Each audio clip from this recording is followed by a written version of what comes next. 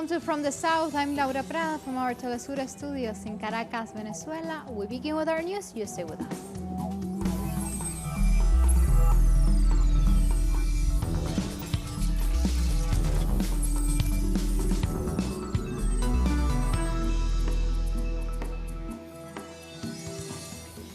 We begin in Venezuela. The president, Nicolás Maduro, declared this Wednesday the energy emergency of the hydrocarbon industry in response to the latest sanctions imposed by the United States and announced the creation of a presidential commission to promote full transformation of the Venezuelan oil industry.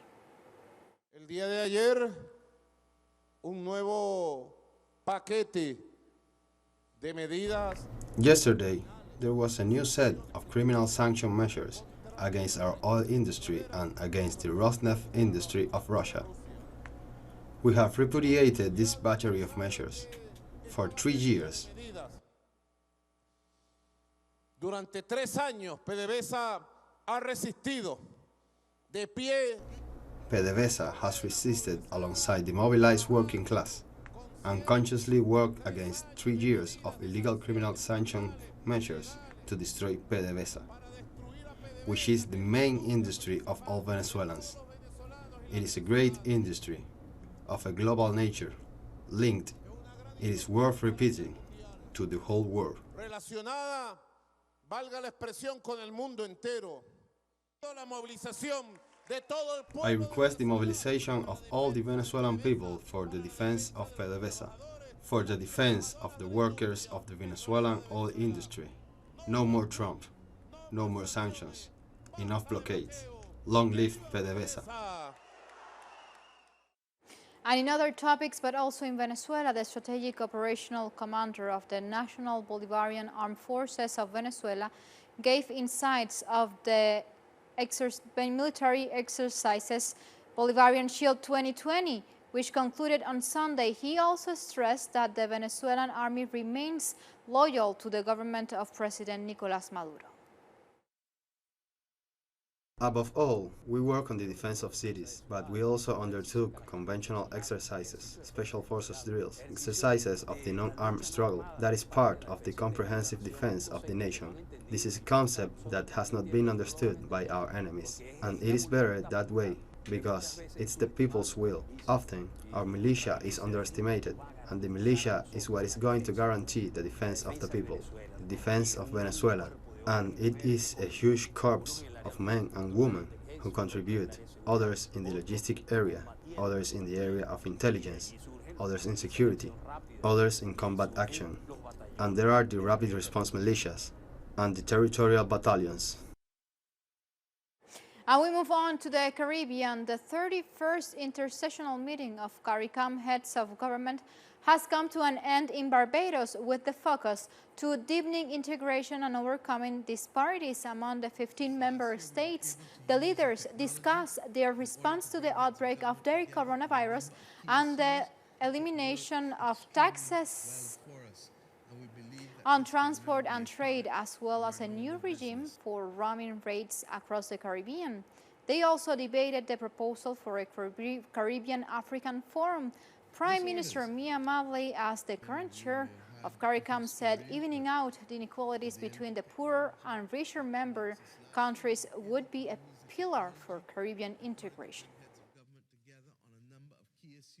One of the problems that has bedeviled the community for some time has been the issue of the CARICOM Development Fund.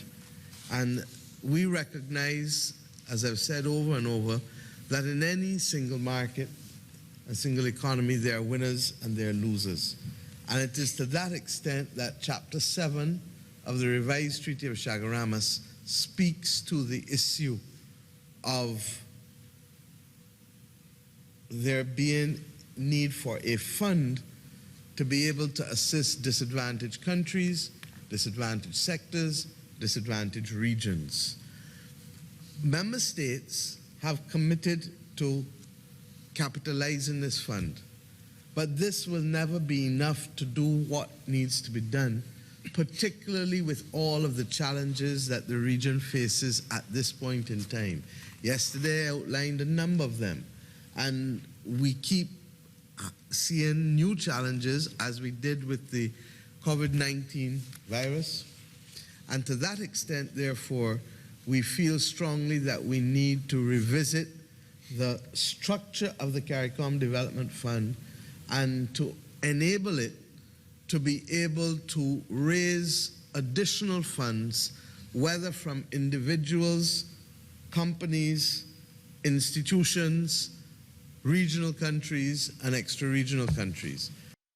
On their conclusion communique, the CARICOM members stated a position regarding international topics, like, for example, Cuba. Heads of government reiterated their concern over the enhanced sanctions announced by the U.S. government under the Title III of the Helms-Burton Act, which strengthened the U.S. economic, commercial, and financial blockade against Cuba. They also denounced as unjustifiable the application of laws and measures of an extraterritorial nature that are contrary to international law, and expressed their deep appreciation for the medical assistance provided by Cuba to member states of the community over the years that helped build their health sectors to the benefit and well-being of their people, and repudiated the statement that this medical assistance was a form of human trafficking. And regarding Haiti, heads of government reviewed the situation there in the Caribbean sister nation and recognized the complexity of the issues. They recognized there was a multiplicity of views as the way forward. Heads of government agreed to dispatch a team of senior officials led by Secretary General to Haiti to meet with all relevant stakeholders.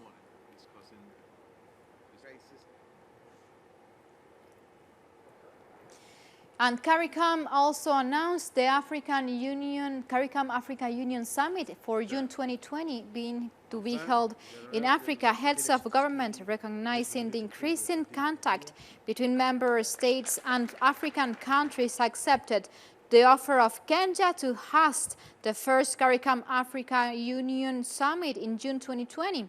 And regarding the coronavirus, the COVID-19, they consider a regional approach and received a detailed briefing from Caribbean Public Health Agency, CARPA, on the actions being taken throughout the region to prevent the importation and transmission of the COVID-19 virus, expressed their empathy and support for China as it continues in its efforts to contain the virus.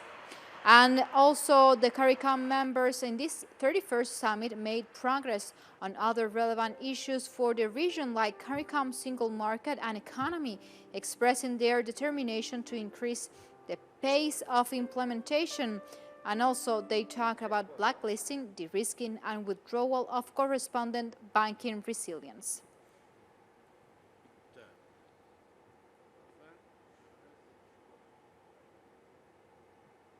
We continue in the Caribbean. The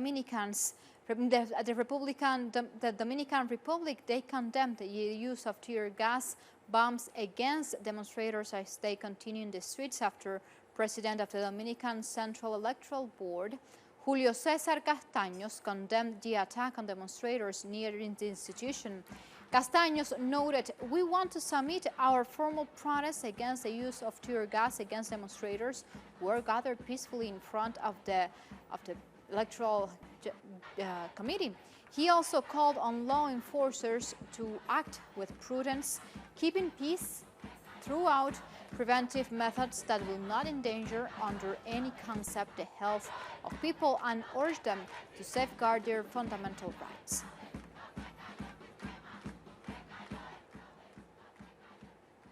In Brazil, striking police officers in the Brazilian city of Sobral have shot Democratic Labour Party Senator Cid Gomes as he was trying to disperse the protests. It is not yet known how serious Gomes' injury is, but according to his staff, he was shot in the chest and is now being treated in a nearby hospital. Dozens of officers of Brazil's military police were demanding an increase in their salaries and set up a blockade in front of a local police battalion. Gomes was driving a tractor trying to disperse the protests when he was shot. Authorities are still investigating whether he was shot on purpose or got hit by a stray bullet.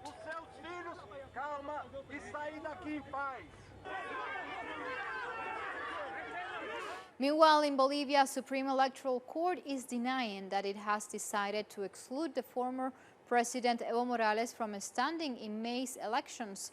Earlier on Wednesday morning, the Mass Party Movement Towards Socialism and various local media reported that the Supreme Electoral Court was about to announce the exclusion of Evo Morales and Diego Pari as candidates for Senate. The right-wing parties and other sectors that supported the coup in November have been pushing hard to have the main candidates of the mass barred from standing.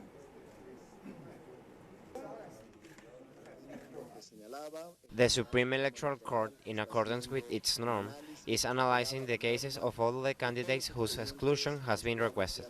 It is doing this as swiftly as possible, with the due process that each candidate and each party deserves, to ensure a fair and transparent electoral process. And like this, we go for a first break. Remember, you can follow us on Twitter at Telstra English and on my account at Laura Vitelsur. You stay with us.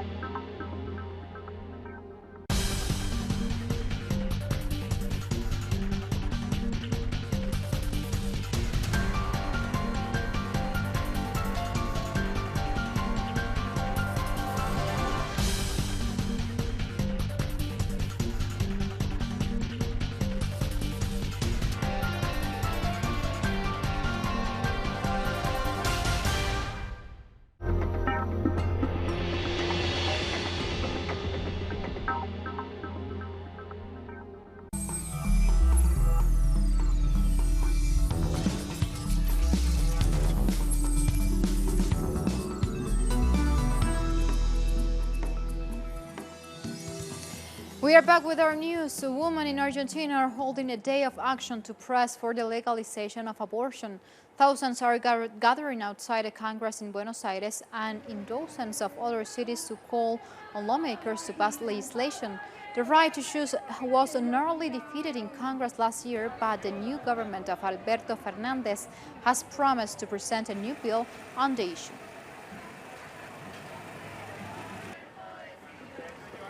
Señores, soy feminista, por el aborto voy a luchar. Obrera, legal, trabas, And prosecutors in Chile have summoned the head of the Carabineros police force to answer accusations of crimes against humanity. Mario Rosas faces 2 cases in connection with police violence against protesters during the last 4 months of revolt against Chile's neoliberal system. The first case was brought by lawyers for the Ombudsman office in November. They say the cases remain absolutely relevant because the level of police repression has not diminished.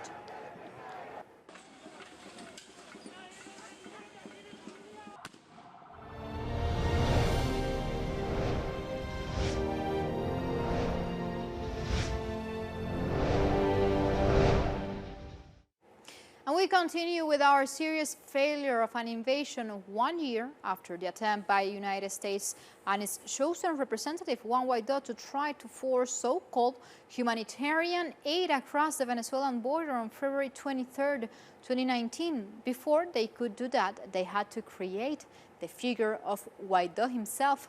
Madeleine Garcia looks back and tells us on the following story. 3 days after Nicolas Maduro was sworn in as president on January 10th, something strange happened. SEBIN, the Bolivarian intelligence service, arrested the opposition lawmaker Juan Guaidó without any order. This was an irregular situation where a group of officers acting on their own account carried out this unauthorized operation against Congressman Juan Guaidó. What was behind that event became clear 3 months later when the director of SEBIN, General Christopher Figuera, led the failed coup attempt of April 30. This was someone who was practically unknown in the world of Venezuelan politics, much less outside Venezuela, a sort of clone of US President Obama, who wanted to present himself as a successful young entrepreneur capable of putting everything in order and reordering Venezuelan politics. The unknown Juan Guaido appeared on the international media scene, part of a marketing operation that carefully constructed his image. The day before President Nicolas Maduro appeared before the National Constituent Assembly to be formally recognized as the President of Venezuela. Yesterday, we witnessed a show in which a group of corrupt and treacherous officers from Sabin very strangely detained him. As soon as I find out about it, I ordered them to be disciplined. This was the trigger for the strategy that had been developed to make visible the figurehead of the United States plan to put forward a shadow government. Guaido's arrest was a false flag operation. There was another one a few days later, on January 21st, 3 days before Juan Guaido was to proclaim himself president. The country awoke to a declaration by a small group of soldiers who tried to make it look like an uprising of the Bolivarian National Armed Forces. Nothing could be further from the truth. They already had their plan well worked out with what they called humanitarian aid. But since the armed forces were, as always, entirely at peace, and the country was at peace, they needed to create some kind of turmoil among the population to justify their subsequent actions. You asked us to come out and defend the Constitution. Here we are. Here we are. Here we have the troops. Here we have the troops. The calls to the street fell on deaf ears, but it was the preamble needed by the opposition, following instructions from the United States to stir up the atmosphere and justify what would come next. The intention was always to create a fictitious reality in the media, a permanent feature of the siege against Venezuela. The opposition doesn't have a government plan to start with. That is why they are so desperate. One aspect I think is very important, the positioning of the figure of Guaido to dominate the media, and that cannot be done overnight. That requires specific contracts and deals with the domestic and, above all, international media. Guaido is a figure who was tailor-made by the United States. They tried everything in search of allies. They even tried Diosdado Cabello, the second most important leader of the revolution and vice president of the United Socialist Party of Venezuela. This image flew around the world. Juan Guaido heading for a meeting, which he later denied and continues to deny ever took place. This was on January 22nd, one day before Guaido swore himself in as the supposed president of Venezuela. Let's confirm if that meeting took place and what you talked about. I have a friend that says that even when you tell the truth, you lie. Do you think the Constitution says anywhere that the National Assembly can overthrow a president? Do you believe that? No, of course not, but... And do you think we are going to let you off so easily? No, of course not. You have the opportunity to decide and lead a process. Say what you have to say. We have the opportunity to lead this process. I am here so we can meet. Lies and the manipulation were at the center of the strategy, with the support of the United States and the promise that now they would put an end to the revolution and Nicolas Maduro. Only one thing was missing, an unconstitutional president to begin the invasion so often mentioned. So the next step would be for Juan Guaido to declare himself interim president of Venezuela. We will look at that in our next report. That was Madeleine Garcia from Venezuela telling us the history of this attempt to put in humanitarian aid into Venezuela. Now we move on and we update about the coronavirus.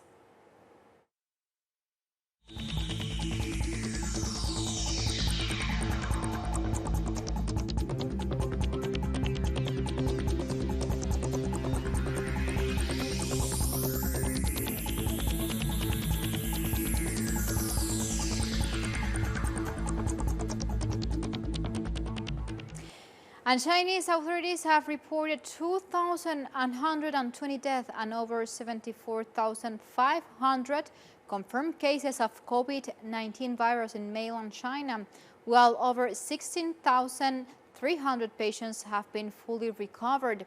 Meanwhile, Iran said that 2 people have died on the novel coronavirus, raising the number of countries where it has now been detected to at least 27. Also, hundreds of passengers disembarked from a cruise ship staying in Yokohama, Japan, as the 2-week quarantine of the vessel was coming to an end with a major coronavirus outbreak still raging on board.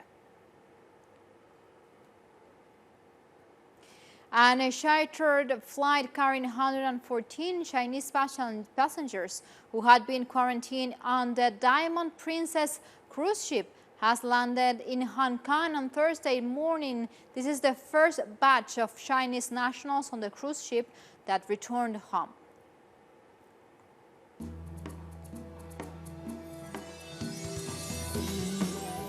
And like this, we go for another short break. Just stay tuned with us.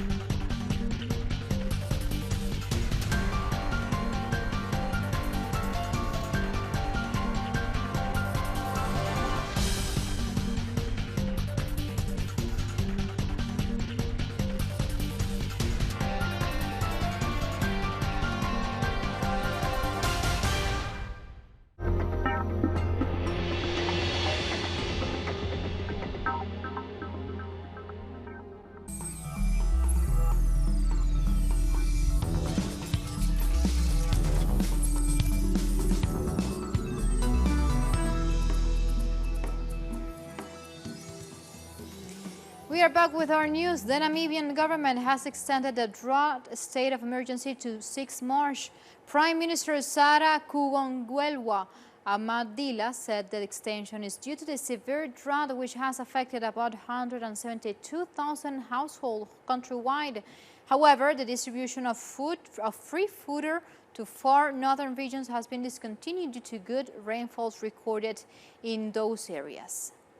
In response to this situation, the government of Namibia implemented the drought relief program, which includes provision of food rations to over 172,000 households, provision of water to communities through water tanker services, rehabilitation and drilling of boreholes, and extension of water pipes to new water points at a cost of over 249 million Namibian dollars, provision of free fodder, and provision of different subsidies to livestock farmers.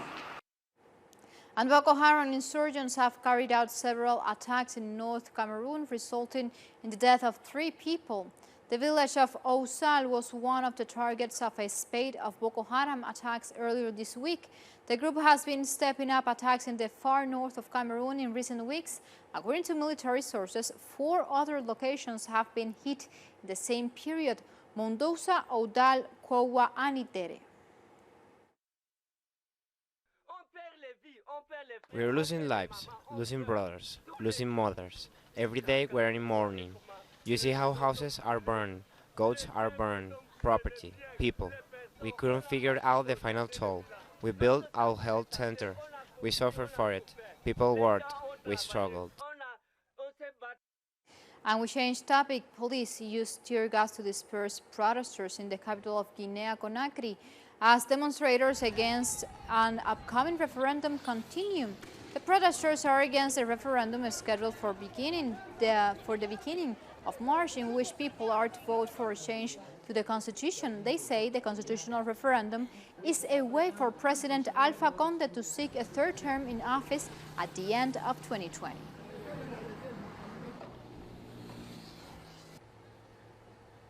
In Togo, political parties are winding up campaigning before presidential elections take place on this Saturday.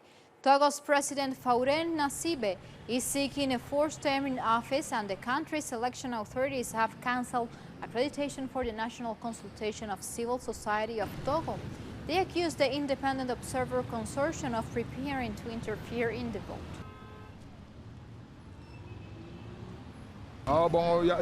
Well, security is there to make sure nothing bad happens in the country. That's good, because sometimes tensions have risen at the level of political parties, and we think with security everything is gonna be fine. We move on. In Syria, after 8 years without operating, the first commercial flight landed on Wednesday at Aleppo International Airport, 365 kilometers north of Damascus. A Syrian passenger-led landed in Aleppo on Wednesday from Damascus, marking the resumption of domestic flights between Syria's two largest cities. Syrian Transport Minister Ali Hamoud told the press that the reopening was thanks to the sacrifice of the army and the firmness of the people. After the first commercial flight landed, several Syrian army warplanes flew over the airport, and Aleppo has the second largest airport in Syria after Damascus, and the last commercial flight that landed there was in early 2012, the date after which the flights were suspended due to the terrorist and extremist attacks.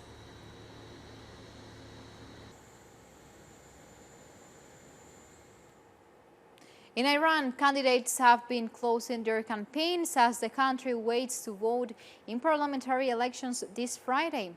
Voters will elect 290 members of the assembly in the first round of these 11th parliamentary elections. The second round of the polls is scheduled for May. The election comes amid a serious economic crisis as a result of the sanctions reimposed by the United States.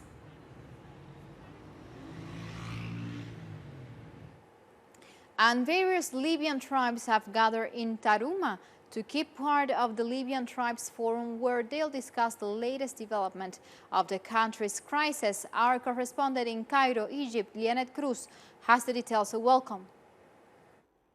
Gracias, colega. Un saludo desde el Cairo para ti y para todos los que a esta hora se informan. Hundreds of representatives from different Libyan tribes have gathered from a tribal forum in Tarhuna, a city 50 kilometers from Tripoli, to discuss the latest development in the Libyan crisis, in which they assume an important role. According to the international media, tribal leaders will likely to reject the Turkish intervention, as they believe Ankara will provide further weaponry to the unbacked Tripoli-based government of national according headed by FtS al-Razarras. The tribes also likely to reject other agreements made between the Tripoli government and Turkey on military cooperation and maritime rights in the Mediterranean Sea. The tribes will also likely to reaffirm their loyalty to the forces of Marshal Khalifa Haftar. The sheikhs and dignitaries who will participate in this Tarhuna forum are also expected to maintain their position on counting their black oil on national oil files, of which they control 99%. The tribe says they will maintain the blockade until new legislative and presidential elections are being held. They also demand the activation of a general amnesty law. Several politicians say that these demands should be taken into account during ceasefire talks between the two warring sides, along with others such as the disarmament and dismantling of the military. Thank you, Lianet. And like this, we come to the end of News Brief. Remember, you can find this and much more other information on our website, HelsterEnglish.net, and of course, you can find there opinion articles on WASH special interviews.